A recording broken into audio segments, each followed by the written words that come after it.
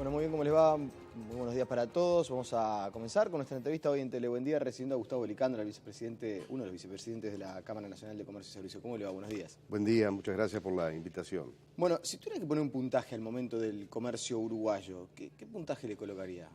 Bueno, el comercio, toda la actividad en Uruguay, particularmente todo lo que es consumo, estuvo en la cresta de la ola en los últimos años, con crecimientos muy fuertes asociados al producto, por encima del producto. En los últimos trimestres ese nivel de crecimiento vino cediendo y bueno, los datos oficiales del primer trimestre del año, que fueron publicados hace una semana, lo que muestran es un trimestre en el cual el crecimiento de la actividad de comercio y servicios es menor al crecimiento de la economía en general. Si uno mira la historia de Uruguay, el consumo global de Uruguay representaba un 65, 70%, 60 y tanto a 70% del producto. Consumo, aunque nos llamamos conservadores, era un consumo alto a nivel internacional. En los últimos años el nivel de consumo superó el 90% del producto, con lo cual hubo una fuerte expansión del gasto, el crecimiento estuvo asociado al consumo, no a las exportaciones ni a la actividad industrial. Claramente aparecen algunas señales, con lo cual el consumo empieza a enfriarse y al enfriarse el consumo, asociado a eso también seguramente el nivel de actividad. ¿Y cuál es la principal amenaza que se enfrenta? Yo creo que parte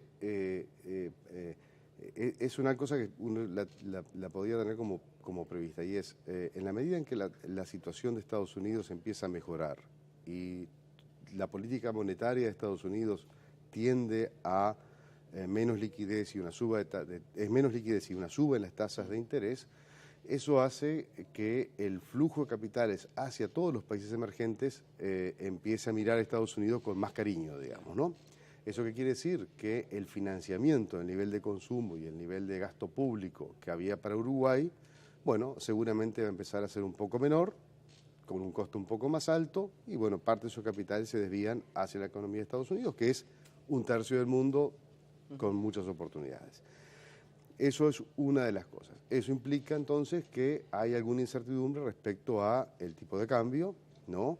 Y bueno, las familias empiezan a tomar sus precauciones, las personas empiezan a ser más prudentes en materia de gasto y llevan a que, bueno, la propensión a consumir empieza a bajar. Todavía no hay una explicación por el lado de menos sueldos o un crecimiento importante del desempleo.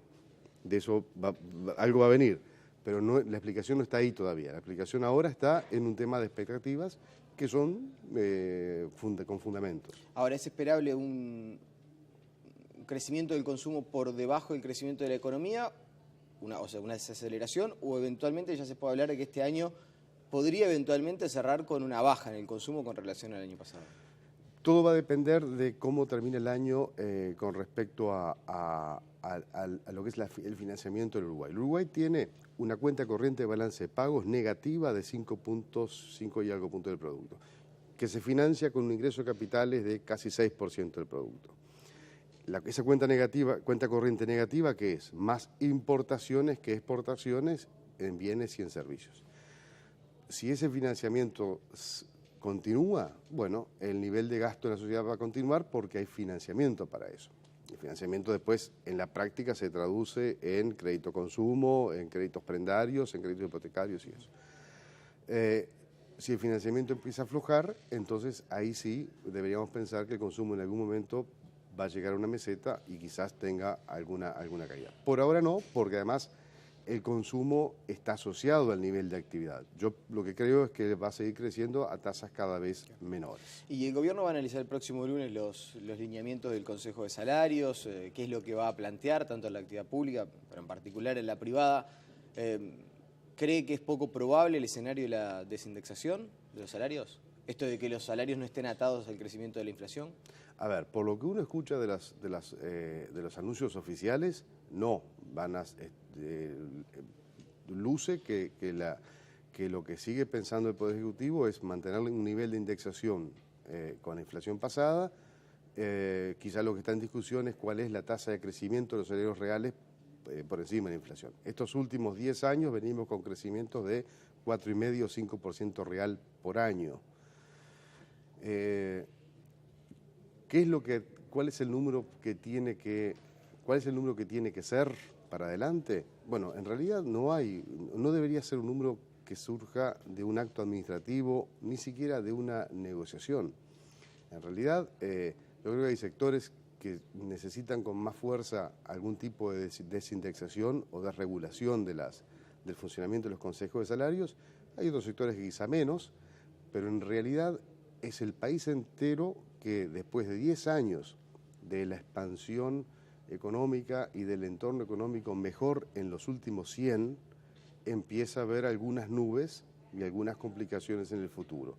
Entonces, lo que uno debería preguntarse o cuestionar es el propio funcionamiento de los consejos de salarios, porque en realidad el consejo de salario defiende a quien tiene trabajo, no defiende a quien no lo tiene.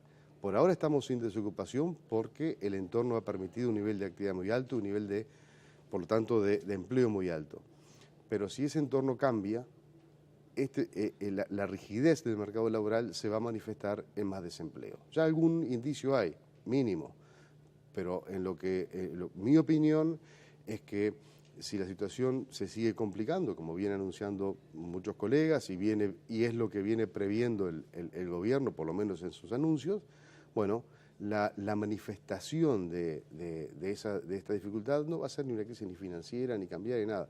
Va a ser básicamente desempleo. Y el desempleo está muy atado a la rigidez del mercado de trabajo. Usted dice que las implicancias negativas del funcionamiento de los consejos de salarios todavía no se ha podido notar por el entorno favorable que tiene la economía del país, pero que ante la primera desavenencia vamos a empezar a ver los efectos de algo que usted ya se ha manifestado en contra en varias oportunidades, que es el funcionamiento de los consejos de salarios. Así es. Yo creo que entre el año 2005 y hoy, desde que se reinstalan los consejos de salario en Uruguay, básicamente el nivel de ingreso de capitales, de crecimiento, de precio de los commodities, de nivel de actividad del consumo, de la construcción, del empleo público, porque el empleo público ha crecido muchísimo estos años, eso ha explicado, con o sin consejos salarios, igual explicaba un bajo nivel de desempleo y salarios crecientes. Si los salarios iban a crecer al 5%, al 4% o al 6%, no sé, nadie puede saber hoy cómo habría sido el mercado de trabajo. Lo que está claro es que el desempleo habría sido el que tenemos hoy, o menos quizás.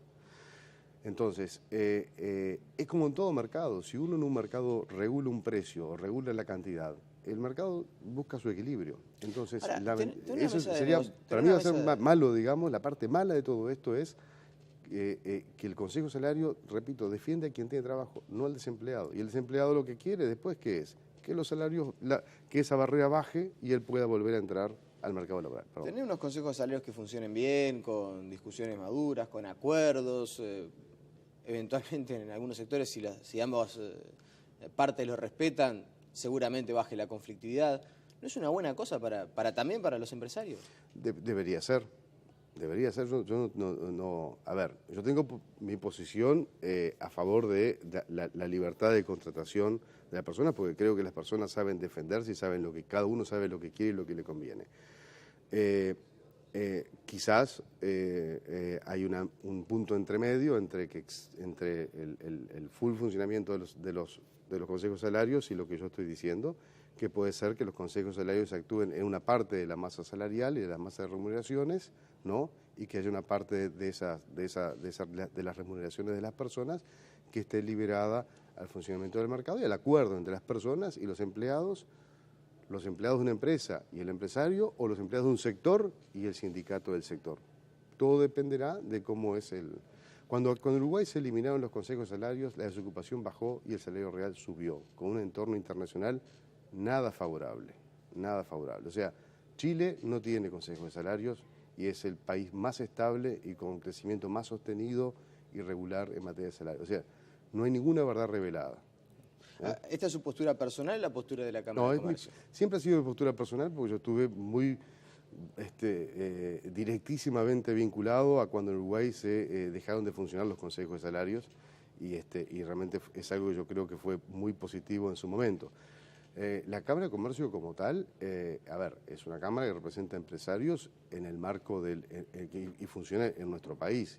Las reglas de juego del mercado, del funcionamiento del mercado laboral, las establecen las normas legales y las establece el gobierno, ¿verdad? Entonces, más allá de cuál pueda ser la postura de uno o de otro, es una Cámara que debe defender determinados intereses en el marco que define el gobierno, y el gobierno ha definido que hay consejos salarios, que hay rondas y establecerá las pautas en estos días que vienen. ¿Y por qué no prende más ese postulado del Consejo de Salarios a nivel del sistema político? Estuvimos en campaña electoral hasta hace un ratito y nadie planteaba esta posibilidad de sacar los consejos salarios. Al revés. Todos se preocuparon de decir de que nadie los iba a tocar. Yo creo que Uruguay es un país cargado de lugares comunes, y los lugares comunes es donde la mayoría se coloca para pasarla bien, digamos, ¿no? La gente confunde objetividad con aquello en lo cual la mayor parte está de acuerdo. Entonces, si más o menos todos están de acuerdo, ese es el análisis objetivo. Y muchas veces de objetivo no tiene nada, simplemente lo que falta es espíritu crítico. Uruguay, a la sociedad uruguaya lo que le falta es discutir los temas y discutir esas afirmaciones que se transforman en verdad y que muchas veces están cargadas de falsedades. Hay cantidad, Uruguay tiene cantidad, y si nos ponemos a enumerarlas, hay muchas cosas que las repetimos como loros pensando que están bien y son cosas por lo menos discutibles. Entonces, yo creo que el caso de los consejos salarios claramente funcionaron. El mercado laboral funcionó razonablemente bien durante muchos años, después que los consejos salarios desaparecen. La crisis del 2002 ató una cosa con la otra y no tenía nada que ver. O sea, la crisis del 2002, con o sin consejos salarios, en ese momento no lo habían, iban a provocar, devaluación mediante, una caída del salario real. No importaba si había o no consejos salarios. Y más desocupación porque el nivel de actividad del país se cayó fuertemente. Si en ese momento hubieran existido consejos salarios, sí me animo a afirmar ya que el nivel de desocupación habría sido más alto en Uruguay de lo que fue. O sea, la caída del salario y la desocupación no es responsabilidad de si habían o no consejos salarios en aquel momento, fue culpa de una crisis financiera y una crisis económica, ¿no? Que se reflejó también en el mercado cambiario que todos recordamos, y eso claramente arrastró al país a una situación muy compleja, quizá la más compleja en muchas décadas.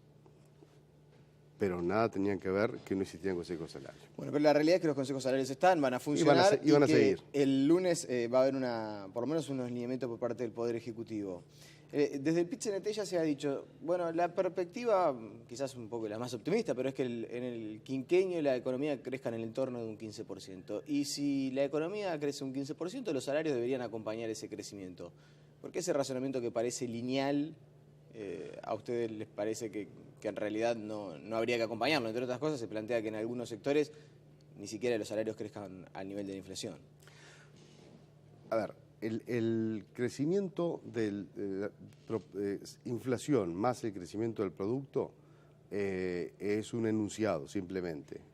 ¿Cuánto es que tienen que aumentar los salarios o aumentar determinados precios? Dependerá de la coyuntura de cada sector. Hay sectores que con esos aumentos de salarios les seguirá yendo bien, hay sectores que posiblemente le vaya muy mal, y si el nivel de demanda agregada del país tiene alguna dificultad, si los commodities siguen en los precios bajos en que están ahora, o quizás hasta un poco más bajos, si el mundo empieza a mirar para otros lados y no para estos países, entonces no importa si es un 3% anual, un 0% anual o un menos no sé qué por ciento anual. Va a haber dificultades en el mercado para esas empresas, y eso se va a reflejar en desempleo. Por eso es que yo creo que empezar a recorrer o analizar, alguien en el gobierno lo ha dicho, quizás en una voz, ha sido alguna voz un poco solitaria, digamos, pero que hay que empezar a revisar el funcionamiento de los consejos salarios y pensar en, no sé si dijo la desindexación, pero por lo menos en revisar cómo funcionaban. Repito, si una parte de la masa de remuneraciones es regulada por los consejos salarios en estos términos o en los que fuera, y el resto se empieza a liberar, bueno, eso ya empieza a darle un poco más de flexibilidad a este mercado, y bueno, en una coyuntura en la cual el país empieza a ver algunas nubes en el horizonte, permite, ¿verdad?, que todo el mundo empiece a acomodarse y evitar el desempleo. El desempleo es lo peor que puede pasar en los tiempos que vienen. El PIT-CNT insiste en priorizar los salarios más sumergidos, que muchos de ellos se encuentran en el ramo de actividad de la Cámara Nacional de Comercio y Servicios. ¿Es una mala noticia que el foco esté otra vez puesto en este tipo de salarios para la Cámara de Comercio? El foco siempre estuvo puesto en los salarios más bajos porque, repito, los consejos de salario defienden a quien tiene empleo, no a quien no lo tiene. Al país lo que le conviene es que desaparezca el salario mínimo nacional y que haya más libertad de contratación. Eso es un enunciado teórico, no va a pasar. Ahora, el sector que más... A ver, ¿cuáles son los sectores más intensos en trabajo en cualquier país? Es justamente el comercio y los servicios. La industria y el agro prácticamente no contratan gente. Cada vez menos gente, porque la tecnología hace que eso pase. Entonces, cuanto más alto sea el nivel de salarios en un sector que es intensivo, el salario medio en un sector que es intensivo en trabajo, bueno, más propensión a introducir más tecnología, capitalizarlo, hacerlo más intensivo en capital y menos en trabajo y generar menos lugares de trabajo. Y para ustedes, en la anterior negociación se había planteado como un tema importante, bueno, vamos a ceder, esto entre comillas, para el aumento salarial que se nos solicita, pero necesitamos algunas cláusulas que, por ejemplo, nos garanticen que el ausentismo se reduzca. ¿Esto ha pasado o no? ¿Es un asunto que puede volver a estar sobre la mesa? Está bien el crecimiento de los salarios más sumergidos, pero necesitamos mayor productividad, que haya menos ausentismo, que no haya tanta rotación. Todas esas cosas van asociadas a la productividad, todos esos temas. Sí, muchos de esos temas van a estar arriba de la mesa. No estoy en condición de decir cuáles son, simplemente porque todavía es un proceso de conversación interna que no está 100% definido. Todas esas cosas están vinculadas a la productividad del trabajo. En un sector intensivo en mano de obra, como es el comercio y el servicio, que es el que contrata más gente en el país y por lo tanto donde hay que preocuparse que el desempleo no suba, la productividad es muy difícil determinar parámetros y criterios de productividad por decreto. Y cuanto más amplios sean las negociaciones colectivas en un sector, menos posibilidad de analizar cláusulas vinculadas a productividad. La productividad es de cada uno. ¿No lo ve viable esto de introducir el factor de la productividad en la discusión? En el marco de consejos de salarios en términos tan globales como funcionan hoy, no. Y estoy seguro que a la mayor parte de los trabajadores le interesaría introducir las cláusulas de productividad. No sé los sindicatos, pero los trabajadores sí. Pero en este tipo de negociaciones es muy difícil introducir las cláusulas de productividad porque eso depende de cada una de las personas. Vamos a cambiar de asunto. ¿Es una mala señal que el gobierno todavía no haya decidido si definitivamente pone prueba o no al TISA? A ver, yo creo que un acuerdo de libertad de comercio, ya sea en bienes o en servicios, como es el caso del TISA, es positivo para nuestro país y para cualquier país. Todo aquello que sea eliminar barreras de comercio es bueno. Lo que creo que es importante es qué es lo que va a estar adentro del TISA. Porque un acuerdo de libertad de libertad o intercambio de servicios, si uno no incorpora, en el caso de Uruguay, precisamente a los sectores de servicios que son más ineficientes, que funcionan en mercados monopólicos, que están más regulados, entonces los consumidores uruguayos van a tener muy pocos beneficios de la aprobación de un TISA. Para que este acuerdo sea algo realmente importante y bueno para el Uruguay, para los consumidores uruguayos, para tus telespectadores, lo que tiene que haber es un TISA que sea con la menor cantidad de excepciones posibles. Y eso implica, en español, que esté Antel, que esté UTE, que esté ANCAP, que estén todos aquellos servicios que están regulados. No, pero usted está planteando un escenario que no se va a dar porque ya el gobierno dijo, estamos sentándonos a escuchar, a ver en lo que se avanza, pero hay sectores en los que no vamos a participar. Porque entonces vamos a tener un TISA que va a ser bueno hasta donde llega, pero no llega demasiado lejos. No nos va a cambiar, al Uruguay no le va a cambiar prácticamente nada. ¿Le parece inútil entonces toda esta discusión que se está dando? Me parece un poco de diversión, es interesante, por lo menos hay una discusión de algo, pero no es profunda. Bien, en cuanto al tema de las compras por Internet, que usted también se ha manifestado y muestra una propensión tan importante hacia la libertad, querer de alguna manera condicionar las compras de Internet, ¿no hace que esa libertad que usted defiende hacia los consumidores se vea afectada? En la medida en que el comercio por Internet en el Uruguay pague y tenga los mismos gravámenes que cualquier comercio en Uruguay, cualquier productor en Uruguay, no, o sea, la libertad es precisamente eso, digamos, que estén todos en plano de igualdad con las menores barreras posibles.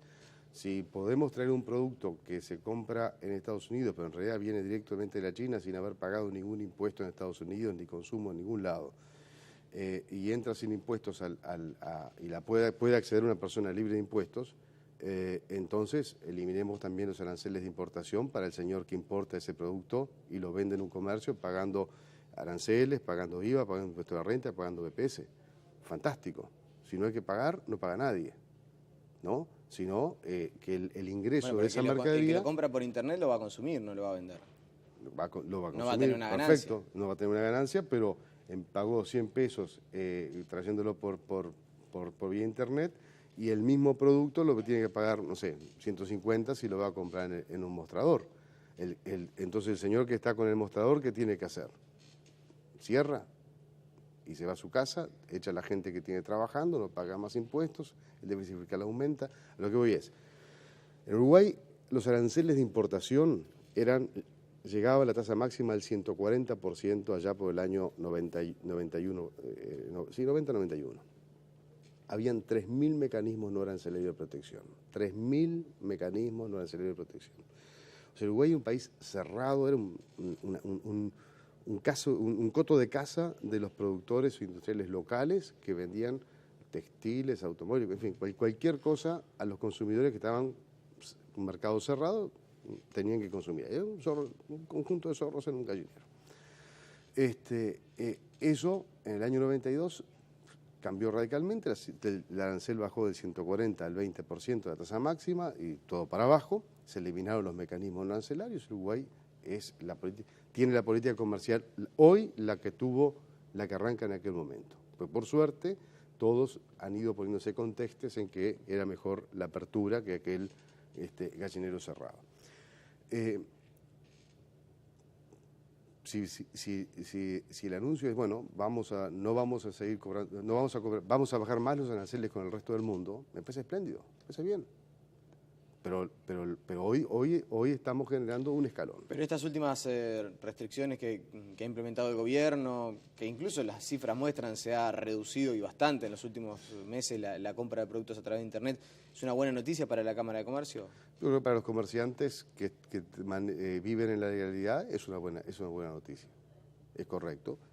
Repito, lo ideal... ¿Y está basado en el ajuste del gobierno o en algún otro factor? No sé, presumo que serán las acciones públicas, no tengo ni idea. Presumo que hay acciones públicas que fueron anunciadas, estarán dando su resultado. ¿Y sigue siendo conveniente el turismo de compras, que también resulta una amenaza para el comercio local, esto de ir a Buenos Aires, eventualmente a Brasil un poco menos, pero ir a Buenos Aires a hacer compras, que ya no esté tan atractivo, es una buena noticia también? Bueno, ahora el tipo de cambio volvió a aumentar en Argentina, el tipo de cambio negro, ¿no? Con lo cual, ese turismo de compra o ese flujo de contrabando es inevitable, digamos, no es inevitable, es natural. O sea, si hay un escalón del tipo de cambio y una devaluación en un país, y bueno, la propensión de las personas es a maximizar la rentabilidad, la renta de su ingreso. ¿Qué hace la persona? Se va a ese país y trata de hacer las compras y volver. Y eso es algo que es muy difícil que un país y que un gobierno pueda corregirlo, porque ¿qué estarías haciendo? Estarías devaluando, revaluando en función de lo que está pasando en los vecinos. Entonces, eso es parte del vecindario en el que vivimos. Vivimos en este vecindario, no podemos hacer con un cuchillo cortar el Uruguay y irnos a remo para estar cerca de Estados Unidos o de Europa. Estamos acá. Y la inestabilidad de esta región es histórica. Es tan histórica como que Argentina, digamos, ya por lo menos a mí no me da la mente para recordar cuántos ceros se han ido cayendo de su moneda, de devaluaciones y devaluaciones y devaluaciones. Brasil lo mismo, que es mucho más estable Brasil ahora. Eso es parte del lugar en que vivimos. Si no viviéramos en Uruguay, Uruguay estuviera cerca de Estados Unidos, este tema no estaría en la agenda. Le agradecemos su presencia esta mañana aquí en Tele Buen Día. No, al contrario, gracias a ustedes por la invitación. La pausa y seguimos con más información.